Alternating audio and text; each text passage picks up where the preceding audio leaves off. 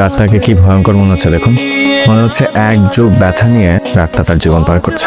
আমার তো পুরো জীবনটাকে এক একটা রাত মনে হয়। তাহলে একবার ভেবে দেখুন কিভাবে পার করছি। এরকম একটা ভয়ঙ্কর অনুভূতির অনুভূত হয়ে তাকে একটা ভয়ঙ্কর কথা বলতে চাই। আপনি কিন্তু রাগ করতে পারবেন না। আমার রাগে কার কি আসে যায়? আমি হলাম একটা তেজি ফুটবলের সামনে দাঁড়িয়ে থাকা নিশ্চুপ একজন পরজীবী, যাকে ফুটবলটা ইচ্ছা মতো আঘাত করছে। নিজেকে এত ছোট করে দেখতেন এমন তা তা হয়তো ভাবতাম না, কিন্তু কি করবো বলুন? আমার পারিপার্শ্বিকতায় যখন আমাকে ছোট করে দেখে, তখন আর নিজেকে বড় করে দেখে লাভ কি? তার চেয়ে বরং এক কাজ করুন, আপনার ভয়ঙ্কর কথাটা বলেই ফেলুন। বেশ কিছুদিন ধরে মনে হচ্ছে আমি আপনাকে ভালোবেসে ফেলেছি। দেখুন, আপনি এখন জিজ্ঞেস করতে পারেন যে কেন। কোনো কারণ নেই। ভালোবাসতে নিশ্চয়ই কারণ লাগে না? অবশ্যই কারণ আছে। এর নাম হলো করুণা। আমার বাপায়ের সমস্যা, আমার দিকে লোকজন অন্যরকম দৃষ্টিতে তাকায়, যাদের সাথে করুণা হয়েছে। করুণার পরিবর্তে মায়াও তো হতে পারে। পৃথিবীর সব ভালোবাসার কেন্দ্রবিন্দু কিন্তু মায়া। আজ আর কথা না বলি। আচ্ছা, উত্তর দিলেন না যে? রাগ করেছেন? ভালোবাসা তো কোনো অপরাধ না।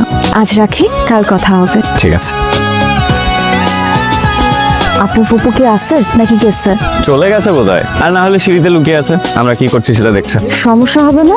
আরে না, কিসের সমস্যা? ওই লাইন দুটো শুনেননি? কাটাহেরি কান্ত কেন কমল তুলিতে, দুঃখ বিনাশু হয় হয় কি মহিতে। আমি আমার জীবনে যতগুলো ছেলের সাথে যতটুকু কথা বলেছি, তার যোগফল করলেও আপনার সমান হবে না। কথা দিয়ে বুঝি এভাবেই মোহ তৈরি করেন? আমি প্রশ্রয় পেয়েছি। প্রশ্রয় পেলে মানুষের আত্মবিশ্বাস বাড়ে।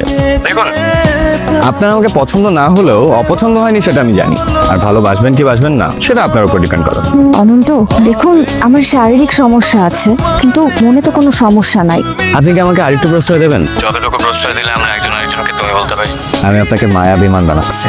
যে একা চলতে পারে না তাকে আমি উঠতে শেখাতে চাই। আকাশের কাশফুলের সমুদ্র দেখাতে চাই।